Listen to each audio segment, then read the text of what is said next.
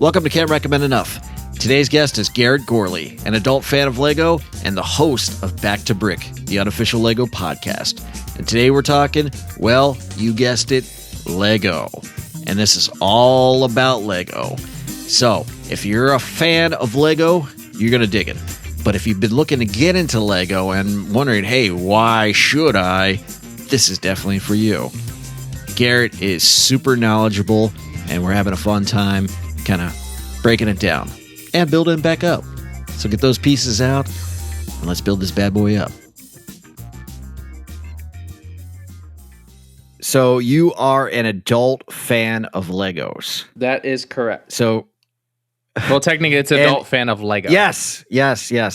And that's a common mistake that people make, correct? Oh, yeah. Because I make it. Do you still make it? A lot, yeah. Plurally? Because you're like, oh, I love Legos. And then you realize, well, it's not Legos because Lego is technically the term. And then it's Lego sets or Lego bricks, not Legos. Yeah. But it is a very misunderstood that happens. I mean, you talk to anyone. It's like deer. Yes. So you hear it all the time. Oh, yeah. Yeah. And you have to constantly remind yourself when you're probably on your podcast, you're like, Lego, not Legos. Yeah. I usually try to tone down saying Lego constantly because most of the time I'm like, well, hopefully you're here because of Lego. So I can constantly saying this Lego set, that Lego set. Well, yeah, that's what we're talking about.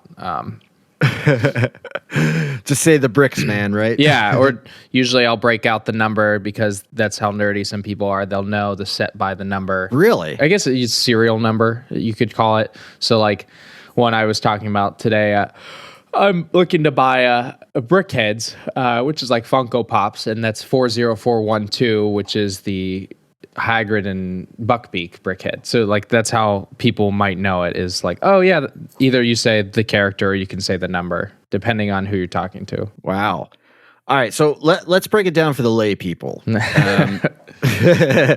So is this something that carried over from, let's start with it. Did it carry over from childhood? Were you always into Lego and then as an adult it just carried over into it? Or did you get into it like later on in life as you became an adult? You're like, oh, that is awesome. I got to buy this set. Or, somebody turned you onto it or you went to Legoland and freaked out. So I've always had Lego in my life. I mean, I think I started when I was about 6 and had like a backhoe set.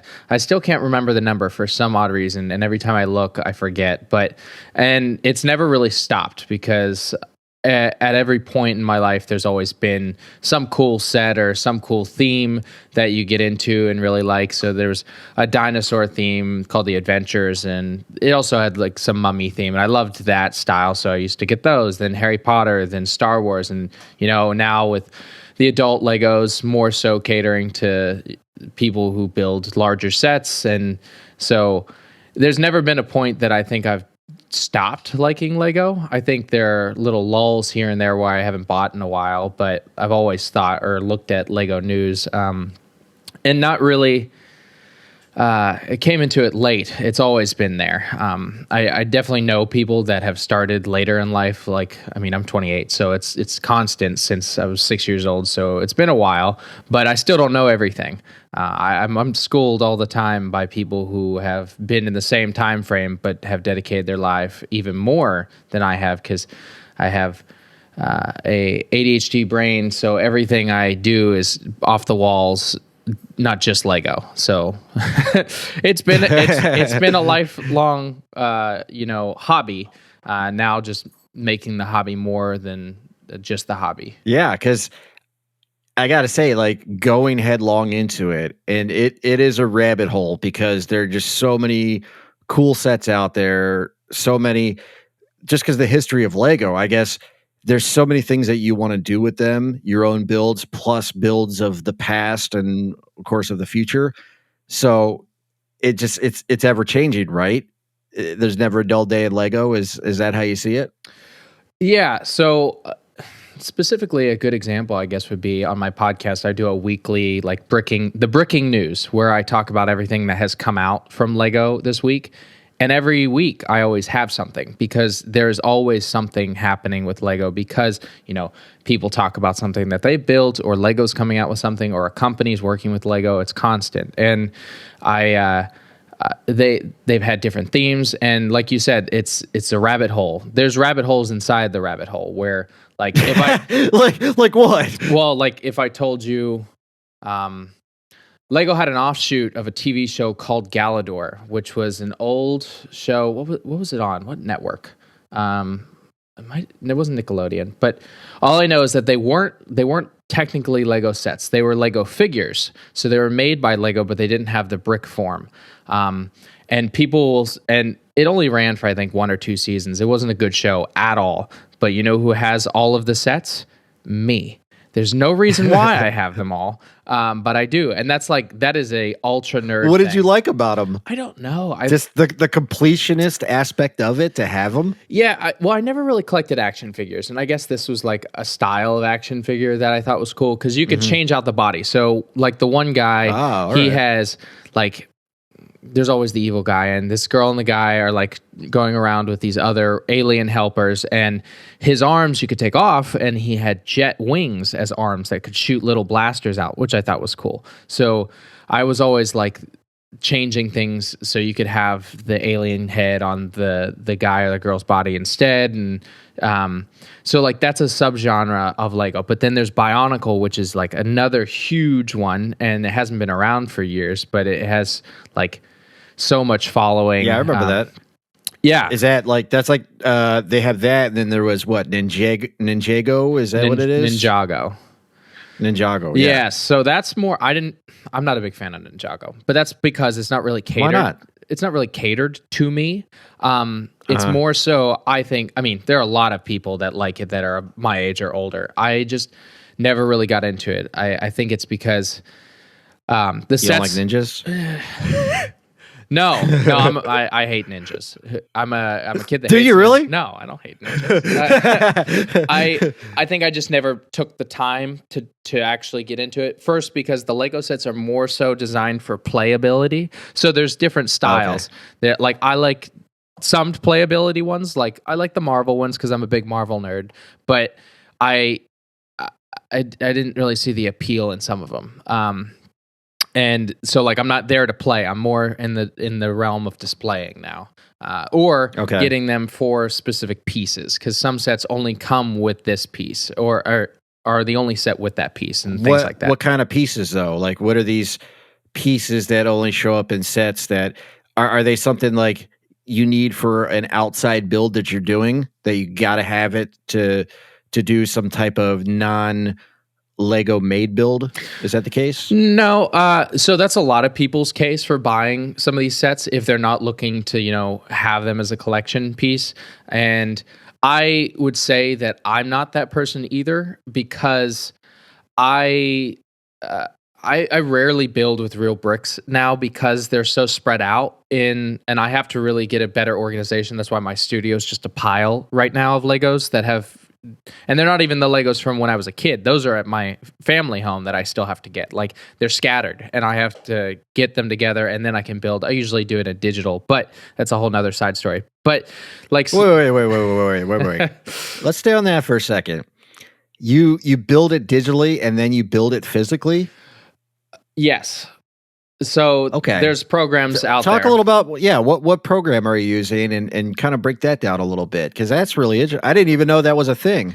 Yeah, so Lego had a thing called Lego Digital Designer, and that was from, maybe 2007, 6 or 7. And you could build digitally. It wasn't really that user-friendly. You had to take time to learn it, and I did for a while, and then they came out with this other program on this other website called Bricklink that sells third-party bricks. That's another deep dive into a rabbit hole. But they built one that's called Stud.io, and people just call it Studio.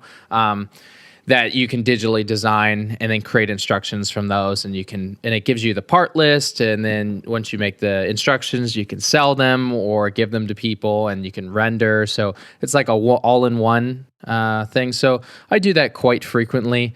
I did a lot of commissions based on that recently. I'm kind of taking a break because I've been working a little too hard to the point of burnout again, and I don't want to do that. So, and now I dialed back, and I've done a couple of my own builds in the past week. And some. Yeah, you got to take time for yourself, definitely. Yeah, so I used to be a guy that to relax. Now I'm a workaholic, so I really have to figure out how to balance that instead of go from 1,000 to back to 0. So are you saying that Lego, before it was kind of like your calming thing to do, but now that it's like you're so into it and you got all this other work, that are you not getting the same type of zen out of the build that you used to? Or is it still giving you that zen? That's a good question, because I've asked that question to myself multiple times. My wife has too, because there's a caveat to everything where if you make your hobby too much of work, it becomes work. It doesn't relax you or make you happy anymore. And I've definitely teetered on that line. Commission work, it's nice. I like having, different designs I can do, and like anyone out there that wants to commission or to do them understands that it takes time away from what you want to be building.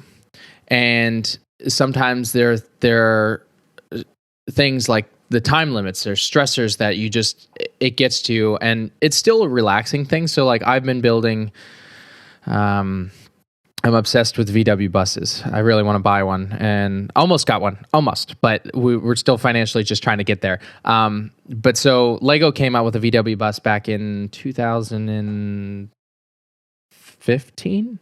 I think it's 14 or 15. And it was a Type 1 camper one, but I want to make the Type 2, which is what I would like for my wife and I to get. And so I'm modifying and working on that, and that's relaxing.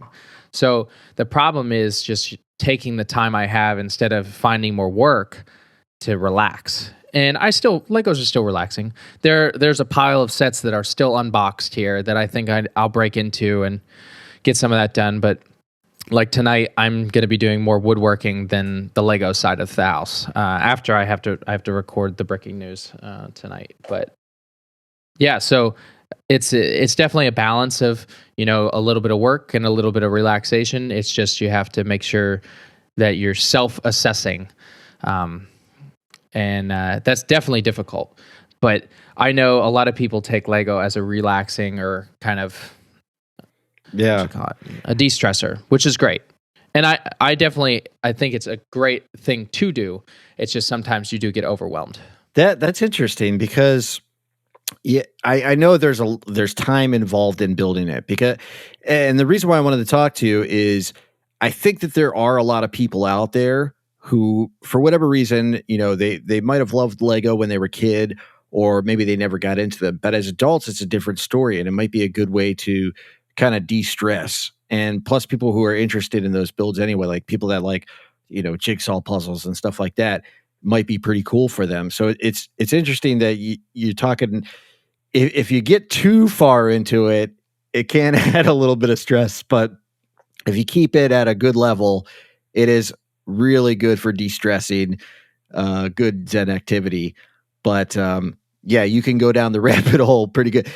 But that's why I think some people really love to go down that route, and that's one of the reasons why I think Lego is pretty cool, because if you walk down that Lego aisle, like you were talking about earlier, you can see all these different sets, like play sets and the big builds, and they're all different franchises on these beyond what other, basic sets they have.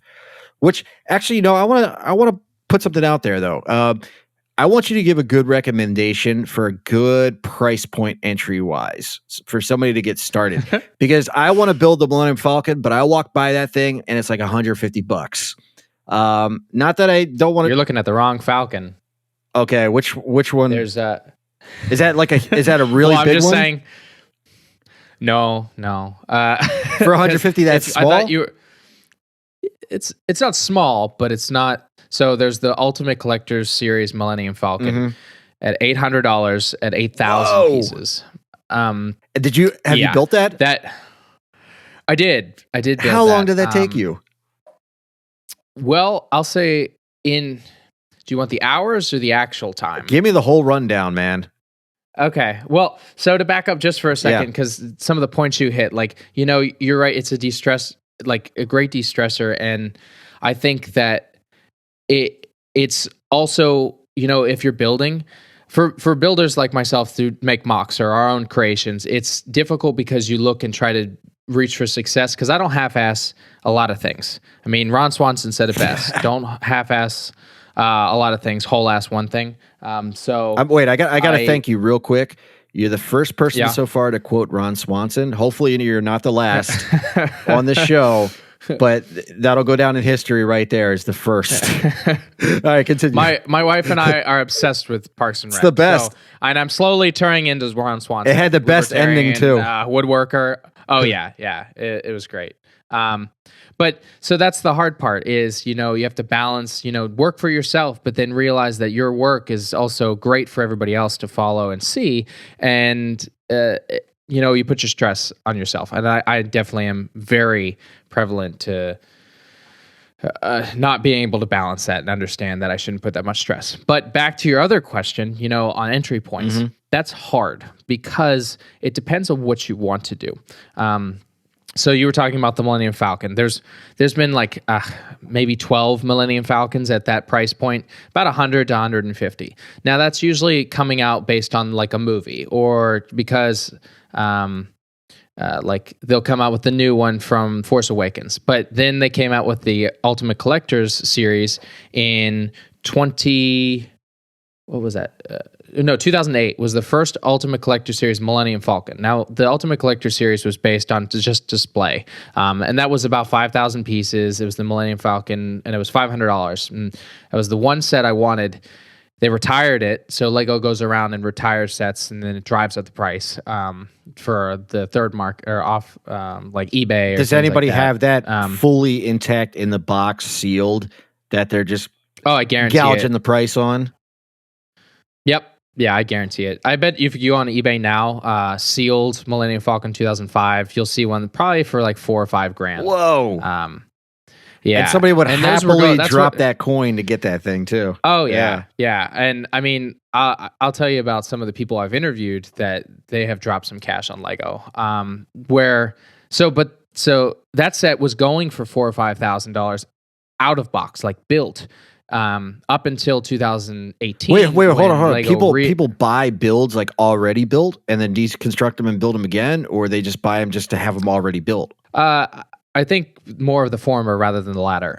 Because I've done that where somebody has, like, I had the Batman tumbler and they had it for about $70 cheaper than it would have been if I bought it new. So I bought it because I wanted it. So I deconstructed and rebuilt it. And it saved me the $70. And that's what people do and sometimes it's hard to get. Some of these sets retire and you're like, well, crap, I don't know what to do. So you have to go onto eBay, or they're exclusive, like the Buckbeak one I was talking to you about. You just spend $100 at Harry Potter Lego to get it for free. And now I have to go and pay somebody to get the thing they got for free because I collect that. And it's such as life, in a collection, you're going to have to deal with those kind of things. And there's still a lot that I don't have. But this is the life of the collector and the person who's into something, right? Oh yeah. Yeah. It's the worst of both worlds. But the Millennium Falcon came out and then they reintroduced it in 2018. And I'm like, that's it. I have to have it. I missed out in 2008. I need this now. And it was $800 because they bumped up the piece count. And then they're like, it was almost a test, I think. Lego was testing to see how they could, how far they could go with pricing and to see what the adult market was doing. I think that was one of their first big tests. And I remember I was up at midnight trying to get it. The site crashed. I stayed up for 7 hours. I stayed up till 7 a.m. and didn't get it. So at that time I had a YouTube, but I still do. I just haven't posted in a couple months now, but that was my first YouTube video. I'm like, the debacle of trying to order the Ultimate Collector Series Millennium Falcon. And it was a gift from my parents because they knew how much I wanted it. And I'm like, well, I guess this Christmas I just won't get it, man. which is fine. Good thing you weren't like 7 years old. You would have been much more crushed, right? Devastated. Oh, yeah. I mean, at 7 years old, an $800 set, absolutely not. But what happened was I did get it for Christmas and on Christmas Day when we were there, because my dad's an airline pilot and, well, retired now, but he was in Mall of America and he thought, wait a second, they might have some. And this thing is, it had at the time, I mean, you still might, they have carts because it's like 40 pounds of plastic. And he's like, let me see if they have it. They're like, we have 3 left. He's like, can you hold one? They're like, no. He's like, okay. He got from his hotel to the mall in like 20 minutes, and another guy was picking one up, and he picked it up and he took it on the plane, put it in the jet seat or the jump seat, and flew it all the way home. Oh man, that's so cool. It was a great story too. And I mean, was I emotional at Christmas at like 26, 25 years old? Yes, I was. And am I okay with that? Yes, because it was a lifelong dream to have something like that. Yes. And, were you like that kid, so that video of that kid that gets the N64 at Christmas and he's just like dancing around and going nuts? Have you ever seen that? A little more just kind of hugging the Lego. So I probably was sad. My wife was there, but it's fine. She's supportive of it. But it took me, so then I took my time building it, and I left it at my family home. So I was only there for Christmas for a couple days. Did you bang it out in those couple days? It took me a year. Oh, okay. Nope. I did a few here and there because still family around, and just did it at night. And then I finished it the next Christmas. And the total, I think it took 17 hours, just slowly going at it. But if in one sitting, I think the record for somebody is like 9 or some hours. But it's a big set. It's I think 60 by 40. Wow. Yeah. And so now it's built. It'll never be deconstructed. I'm going to build a display case as a coffee table, and put it in our new home eventually. Hopefully that'll happen this year, but we'll see. That is awesome. I can't wait to see that picture. And yeah. You know what I want to do that's non-Lego but Star Wars related? I'd like to, if I had like a really, really awesome sized house, like devote one wall to like Jabba's palace, where I would have Han Solo and Carbonite like on the wall. And Carbonite? Yeah. Actually, that would be pretty cool awesome if it was Lego too, because then that would just be like nerd factor to the millionth. But do they make that? Well, you just gave me an idea. You gotta make it. But now I am writing it down because why haven't I thought of that? Because Lego does like art pieces now, so why not do a Han Solo art? There piece? you go. Perfect. Yeah. All right, just give me credit, right? Okay. Yeah. That I really like. I saw that Millennium Falcon, and though it may be small, like I've seen the big one before. I'm like, that is just so cool. I would love to build it because I've seen the size a normal human being next to it. It's massive, and I can only imagine the amount of time that went into that. But then you see like these pieces at, not even Legoland, but like the little offshoots of Legoland. Like where I am in Michigan, there's one on the east side of the state, which is like kind of like a mini. It's a Discovery Center, right? Yep. Yes. And the stuff that they have there is just mind blowing, like the cityscapes and all types of stuff. And you know how much time went into that. But all I can think though is I want to, because I don't want to build it because it would take way too much time, but I want to like Godzilla my way through the cityscape. Like I just want to like, and I know it would hurt somebody a little bit inside to see me do it, but it would be great. It would just be so much fun. Well, they're all glued, so good luck. Oh, okay. You'd need an actual Godzilla or something to get through them. What kind of glue do they use? Most of those modelers, it's a type of super glue, like a CA glue. I can't remember. We did tours because when I was little, we also went to Legoland in California before it. Now it's in Florida. I haven't gone to that one yet. Now they're going to open one in New York, and I'll get to that one probably before the Florida one. But also Discovery Centers I can't go in because I don't have a child, and you can't go in unless you have really. Yeah, yeah. Do you have any like nieces or nephews that you can steal for the day? Well, we do have a nephew. I will use he's only 3 though, so we'll get there. It's all right. We don't have a Discovery Center. Buddy, we're going to go get some candy. Come on. Let's go. Yeah. Well, every Christmas and birthday, he's got a Lego set from his Uncle Garrett. So. You're the man. Yeah. You know, it's funny because I got a 5-year-old and I got a 3-year-old, and I'm looking at like all the, because they're on the like the bigger Lego blocks or like the off-brand Duplo. Yeah, Duplo.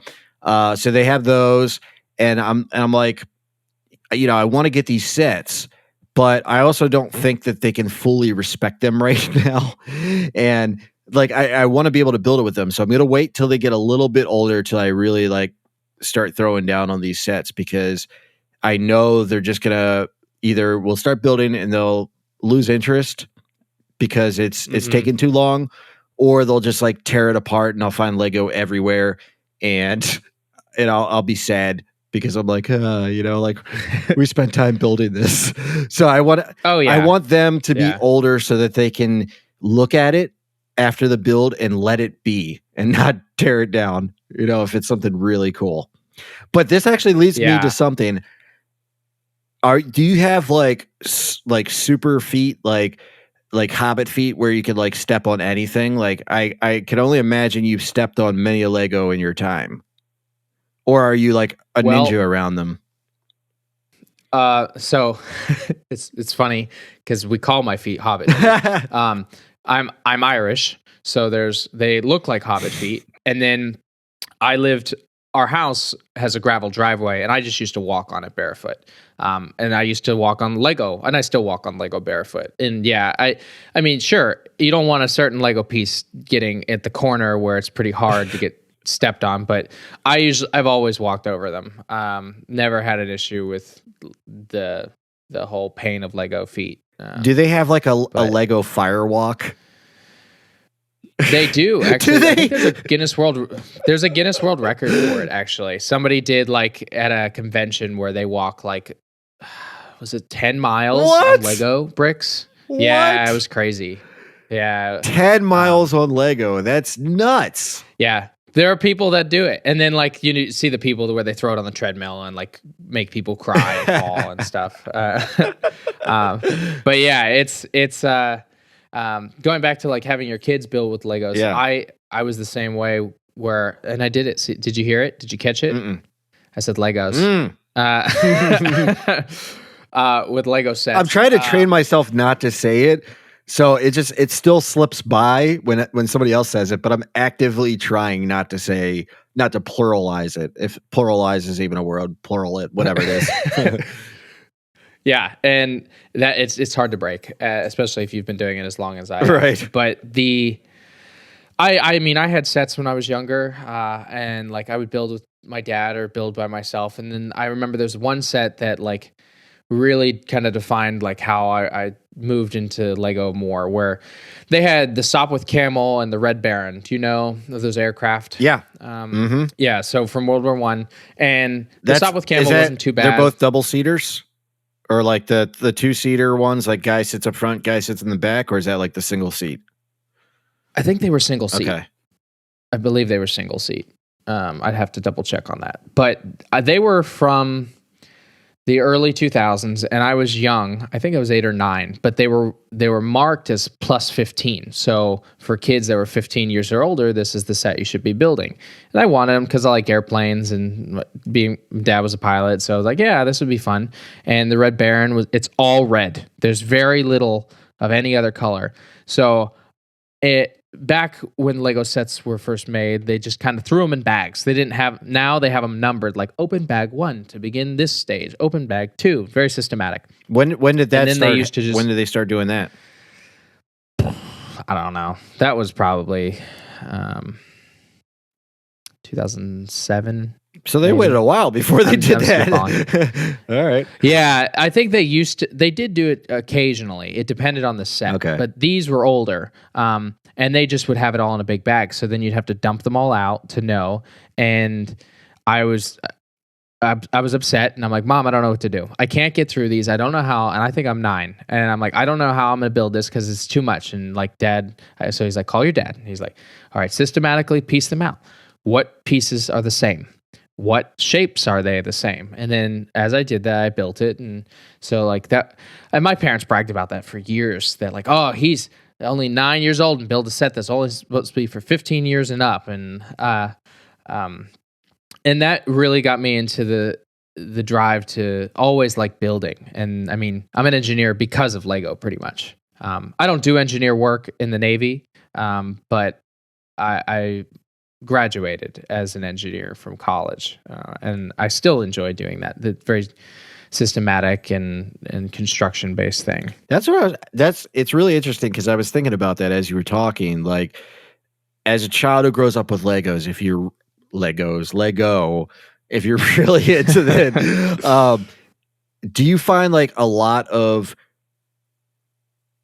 people that you know that are into Lego, like the diehard fans that grew up with them as children, are they into similar professions, into architecture or certain professions that really challenge creative thinking? I think so. I mean, I most of the people I know or have tried, they're either artists or they're engineers in some way. So it's definitely it's part of that mindset where when you build a Lego set, you're challenged, but it's based on instructions. But once you start building your own, you realize that there's so many different options, because I can't remember the exact number, but if you have a set of 4 2x4 bricks, there are, I can't remember how many to the 9th or to the 8th that you can, different ways you can build something with that. And that definitely is that critical thinking, because I guarantee you, I'm not that smart. I say I'm an engineer, but level 1 questions, not so good at. Critical thinking, I can do it. I can bullshit my way to an answer that might sound right, and it could be right. A good example, my wife, we were walking through this wooded area on the Naval Academy, and they had these massive trees. They're probably a couple hundred years old, and they have these metal pieces running down the side. And she's like, "What are those?" I didn't even really give it a thought. I just kind of processed. That's lightning rods. Because of the height, they're probably the tallest thing in this area, so they need a grounding wire. And she's like, "Wow, did you know that, or did you just guess?" I'm like, I mean, I think I know. I don't know for sure until I were to ask somebody, but it just made sense. Yeah. And Lego definitely played a role in thinking in that process. Okay, I want to make a shark, but Legos are square. It's hard to do, so you have to figure your way around it. So how do you figure your way around it? Well, then you have to just you look at the square piece and you're like, well, if I stack one on top of it, and then it's just a bigger square. But if I push, like I connect it to one end and I keep connecting, it's going to elongate it. So then you can create a rounded shape almost. It's not perfectly round, but or smooth. Do you think in pixels? That's kind of the point. People have asked that, where like, do you use graph paper or anything? And I'm like, no, not really. Being with Lego so much, I can look at anything in the world and think in Lego. Kind of like the Lego. Have you seen the Lego movie? Yeah. He sees pieces. So he's got a 1x4 piece. He knows that's by number. And a lot of people know by number. I'm not very good at that. I usually just use the names, and a lot of people do too. And that's how I can kind of determine how I go about building something. That's how a lot of my creations are built, not just me, but for other people. So I can see a TV or a bike, and like the bike has the round wheel to it. So I'm like, well, do I have a disc that's like that? Well, Technica piece has a round disc. It's not silver, because silver's hard to find because they only do it in so many sets. Then there's bars, so I know that I can use. There's a 3 length bar or a 4 length bar. Now with the turn, I'm going to use a 3 length. Then I have to have some connection. So maybe I'll use a tube, a black, probably black tube. And like, that's how I look at it. And that's how I usually do. Like, a lot of people are super creative and will build worlds that they've never seen other than in their mind and then build it in Lego. I'm more of I see what's real life and I make it into Lego. Yeah, like I've seen on your Instagram some of the posts that you're sharing that other people have built and yourself, and it is so striking some of the things that people are building, and like you said, like everyday life stuff. Like I think one of them was like one of those hanging lights in a basement, and I was like, wow, that's so rad! Like somebody just did that. You know, I would think to build something just far out there, and then but you wouldn't think to build just a regular like string light, hanging, but somebody did, and that's cool that people are thinking about that kind of stuff. Yeah, and I think it's different levels of creativity. It doesn't mean that it's the wrong level, because there are some people that'll build these massive, like September's Shipberg, which is people build these huge ships, and it's I can't remember the breakout of the acronym because it was the first time I did like it's just a massive amount of bricks that hit your wallet because you have to build something so big.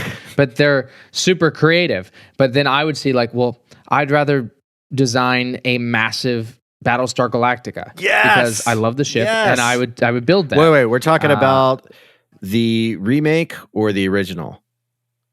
The remake. Yes, my man. I know the old one, but so say we all. The remake is amazing. It is. And I'm going to be interested to see. I'm also a TV and movie nerd, so I'm interested to see what they're going to do with the reboot they're talking about. Yeah, I heard that. But is what was his name? The guy that was responsible, not David Icke, the main guy. Is he involved in that? I'm not sure. I haven't dove into it too much because it's just been rumor and then COVID, so I have no knowledge if they've started or what they're pulling for. There's no reason to reboot it, so it really doesn't matter. I mean, I'm okay with it. I still will appreciate it more, the 2003 version. They definitely lost me in like, what was it, season 4 with some of the stuff, but like the first couple seasons.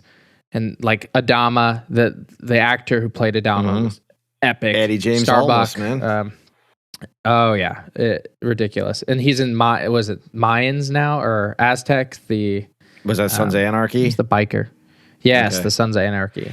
Did you see the plan? I don't think so. Oh, you got to see that, man. If you're a Battlestar fan, so you know how they had Pegasus, which kind of kicks off season 3. And that's like the standalone movie, but it's also part of it. Oh, wait. Are you talking about the young Adama? Or No. Blood and Chrome? Yeah, that's Blood and Chrome. So the plan is the Cylon side of things. So basically the plan is a standalone movie, but rather than being at a certain point in time in the series, it takes place throughout the entire series, but from the Cylon's point of view. So you see the Cylon's point of view right before the series kicks off to the end, like their side of the story, and it's really cool. And it awesome. Weaves itself so good, so well into the whole story. It would be really neat to kind of see like a super cut of the entire series weaving in the plan. But I think it also would break the pace of the show because it's just so well done. But as a standalone scene that they had, what their plan was. And, in the beginning, you're like, okay, the Cylons, they're evil. They're coming to destroy humanity. But when you look at their side of the story, it's really not that at all. Like, yes, that's part of it.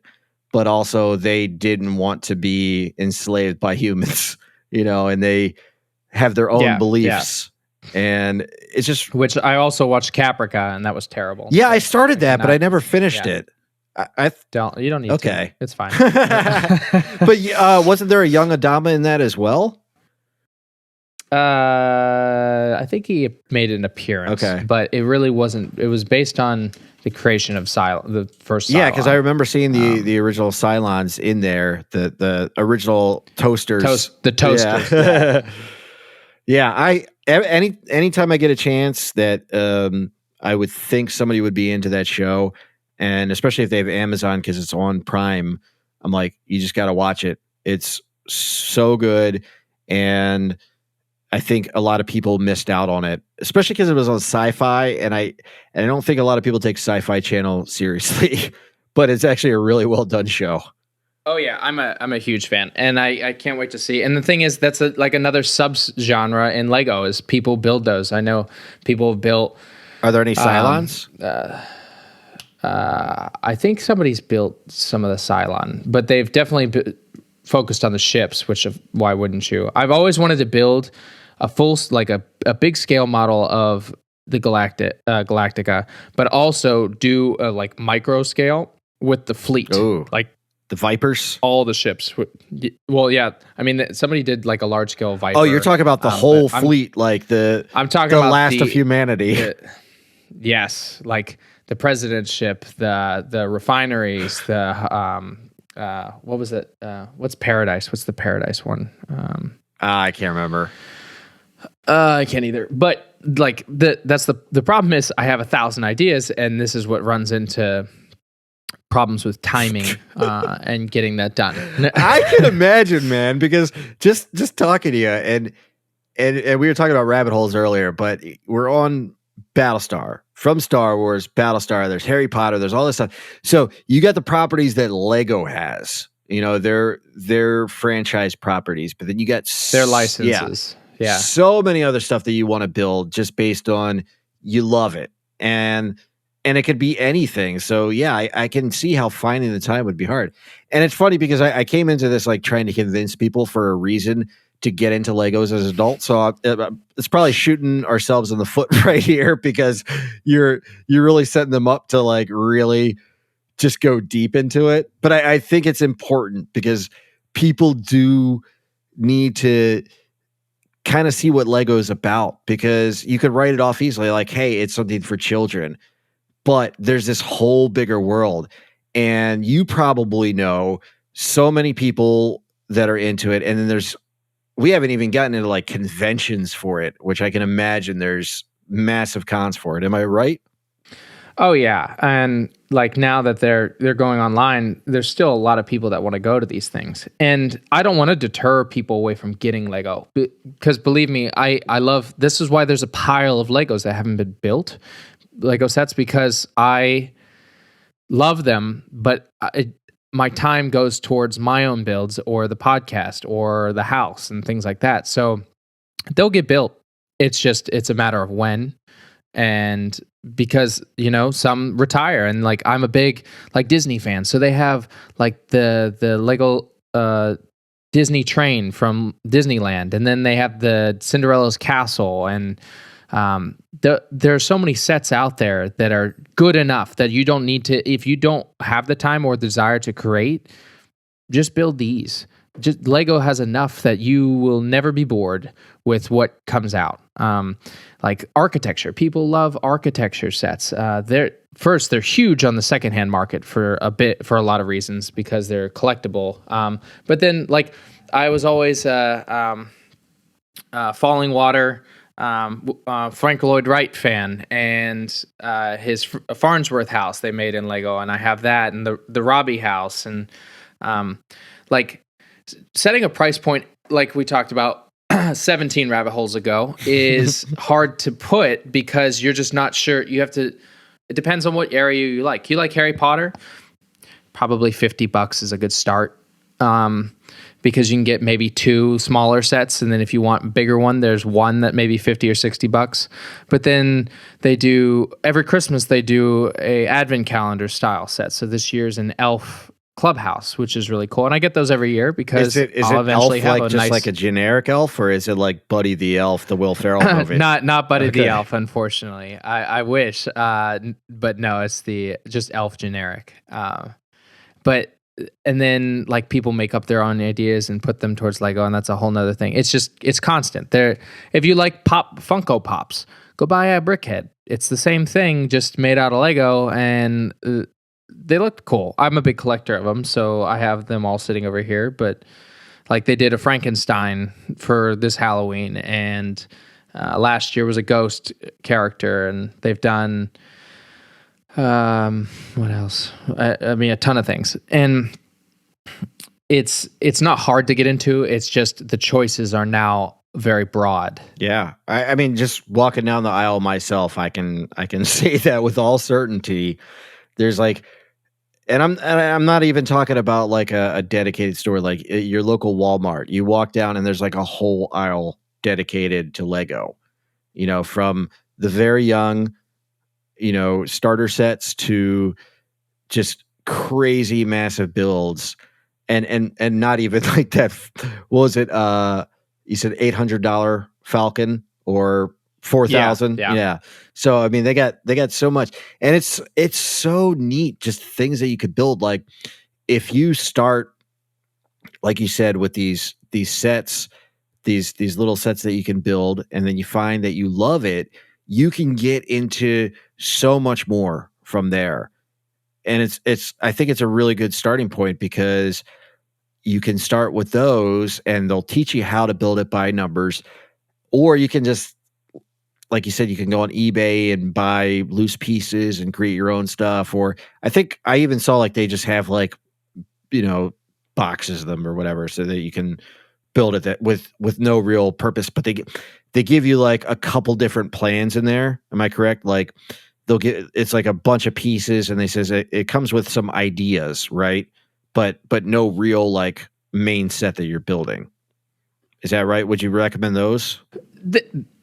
So yeah, I mean, those are nice for, I guess, starting if you want to be a little creative, where they do like little things like a flower or something. Mm-hmm. And it's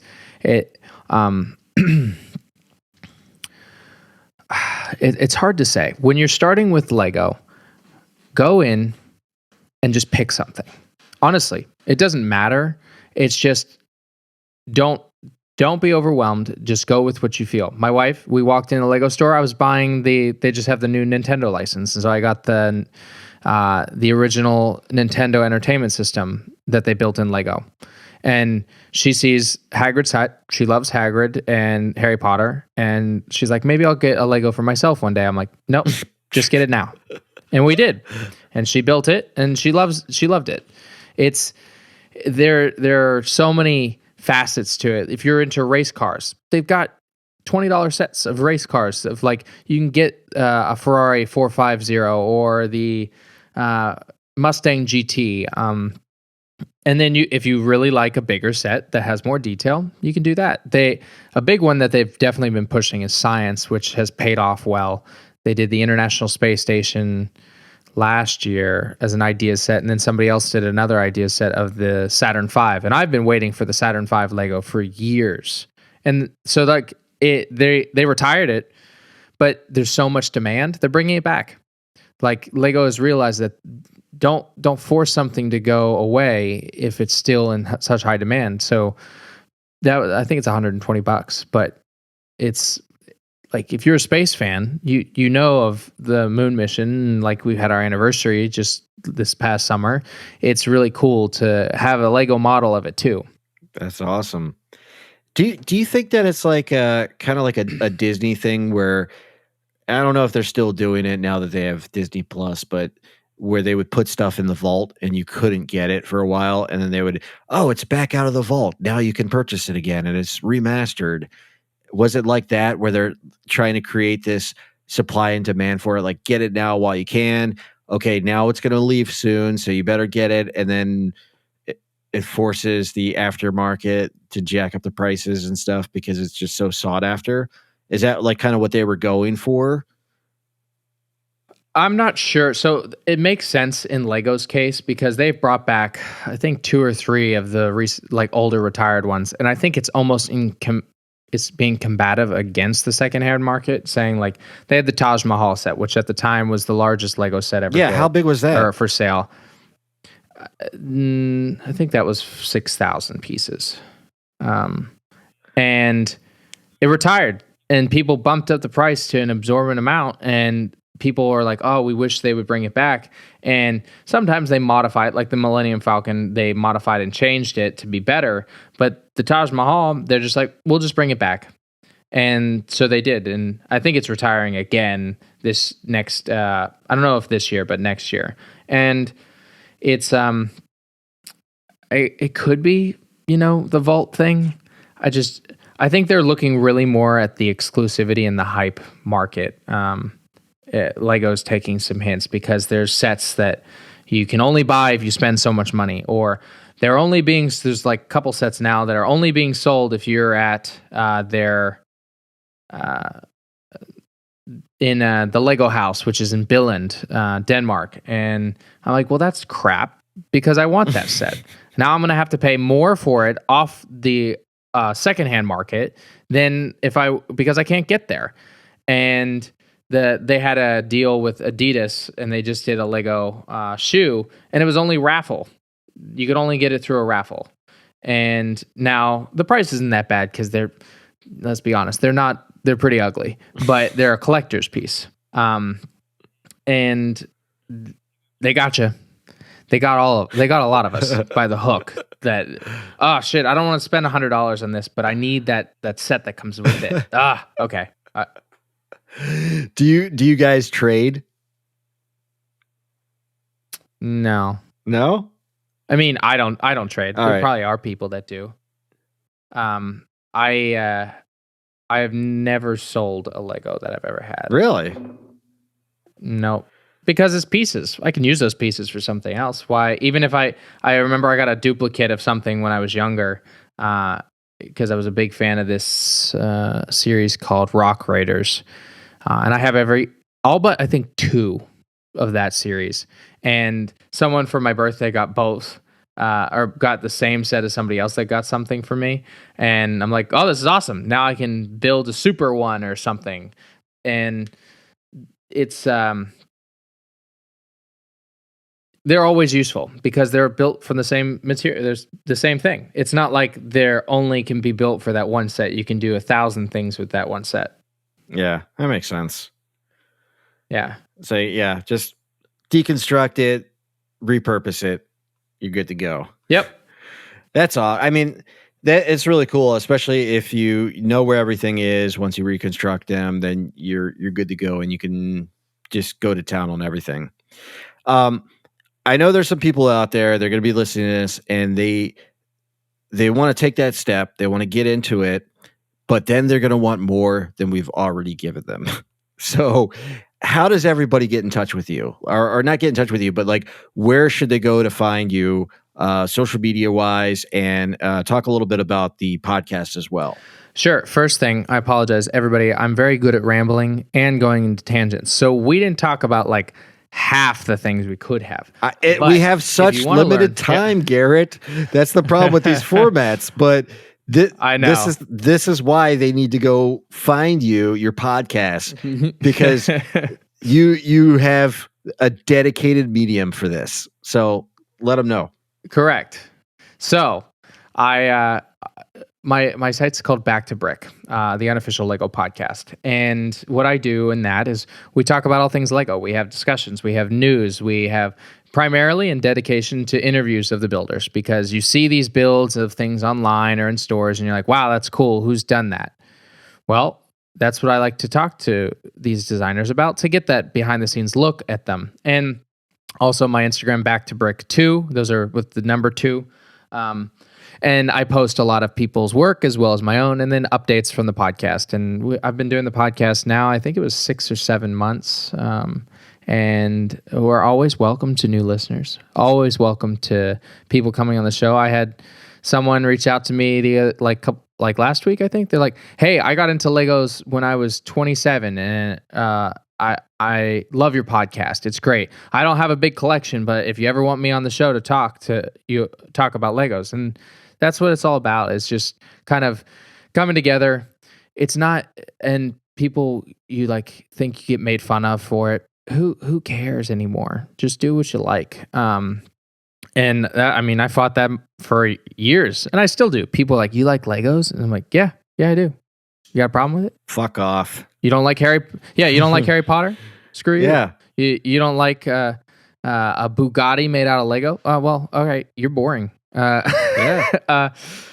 But that's so Garrett. Easiest way. That is the mindset right there. Do what you love, man. Don't let anybody tell you differently. Yep, and that's why a big thing, and this is kind of a little insight. I end my show or any episode I do with get creative, get out there, and go build something.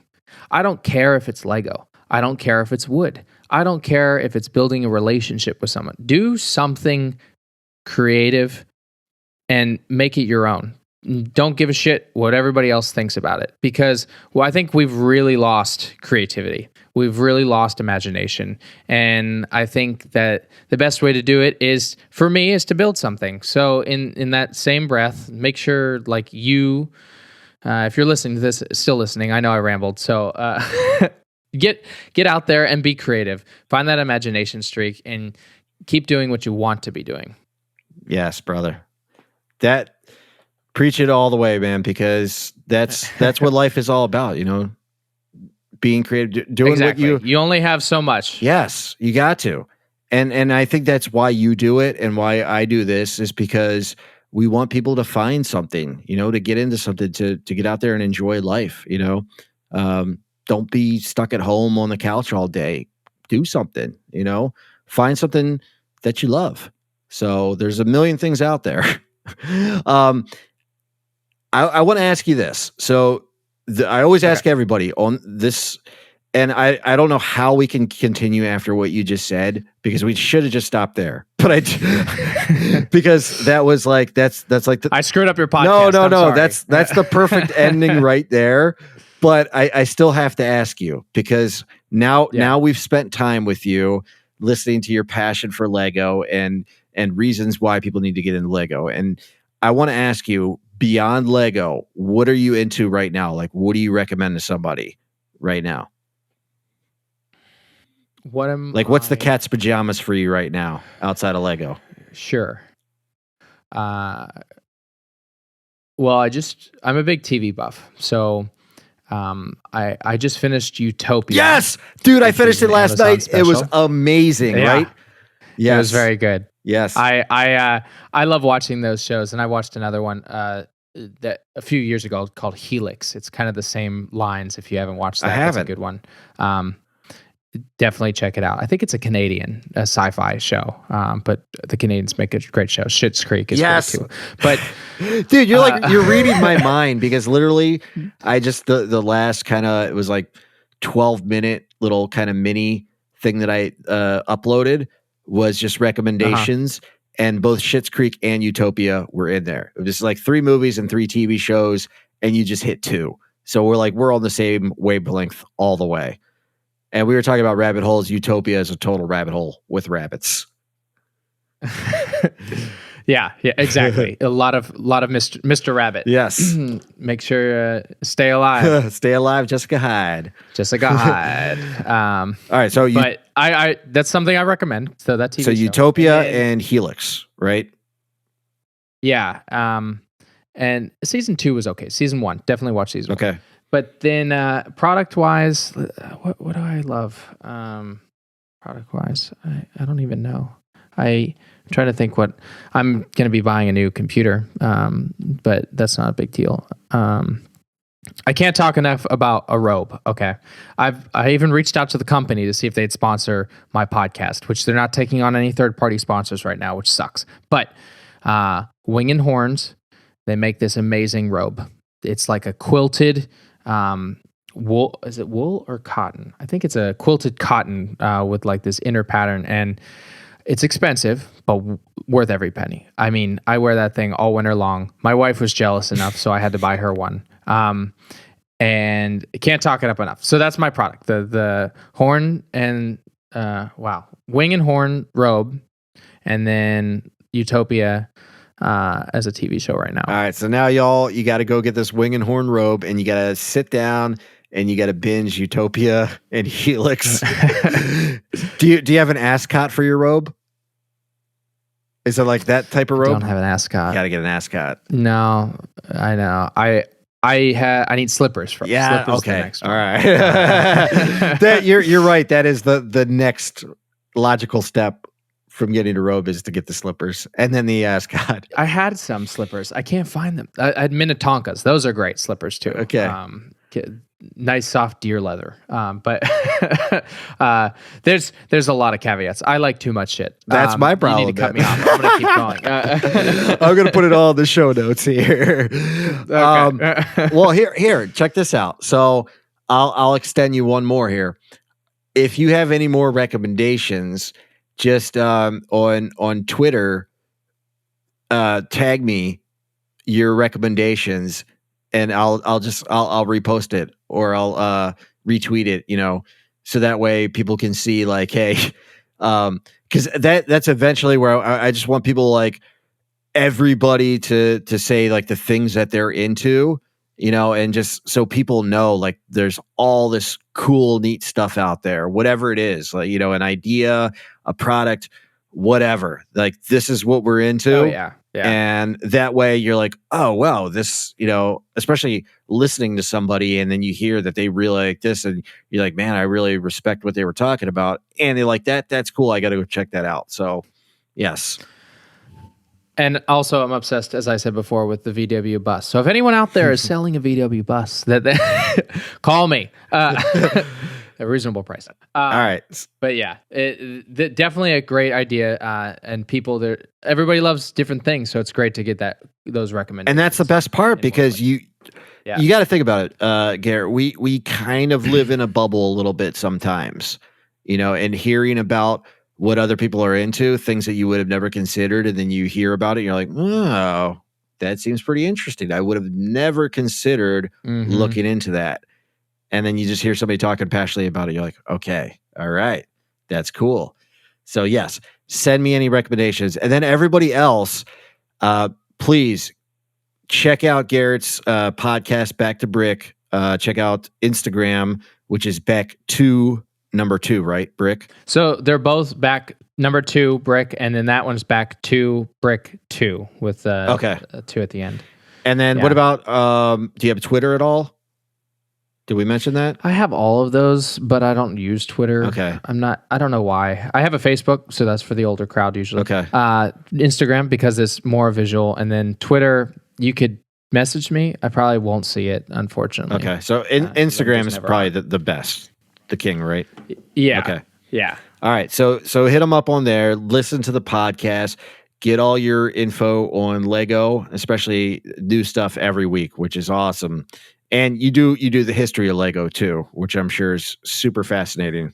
Yep. Yeah, we did one episode. It was only like 15, 20 minutes, but I'm definitely looking to get into it more and, try to teach people about it. Because, even as myself, I learn constantly that there's things that are parts of it you just never know.